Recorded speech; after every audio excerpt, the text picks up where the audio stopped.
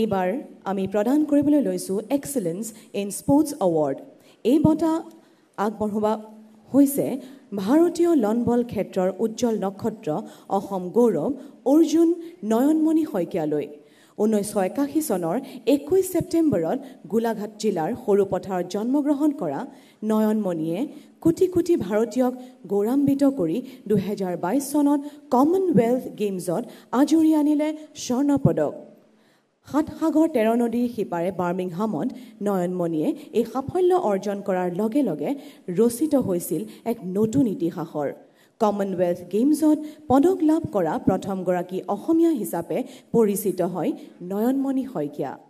Lawn বল ক্ষেত্ৰত নয়নমণিয়ে আগবঢ়োৱা অসাধাৰণ অৱদানৰ বাবে এই বৰ্ষতে নয়নমণিক ৰাষ্ট্ৰপতিয়ে সন্মানিত কৰে অৰ্জুন বঁটাৰে। এটি কণমানি সন্তানৰ মাতৃ নয়নমণিয়ে নিজৰ কেৰিয়াৰত ৰাষ্ট্ৰীয় আন্তঃৰাষ্ট্ৰীয় পৰ্যায়ত বৰ্তমানলৈকে লাভ কৰিছে 10টাতকৈও অধিক স্বৰ্ণ পদক।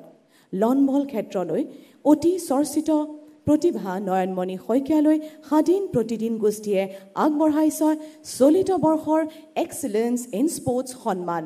মই নয়নমণি শইকীয়াক মঞ্চলৈ আমন্ত্ৰণ জনাইছোঁ আৰু এই বঁটাটি গ্ৰহণ কৰিবৰ বাবে অনুৰোধ জনালোঁ।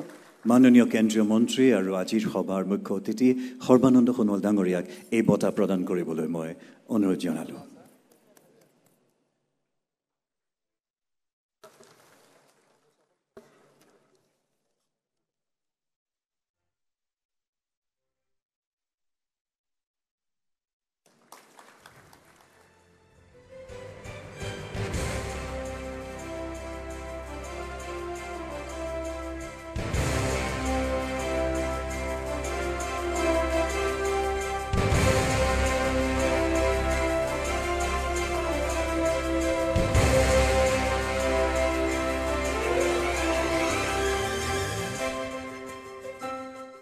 ধন্যবাদ।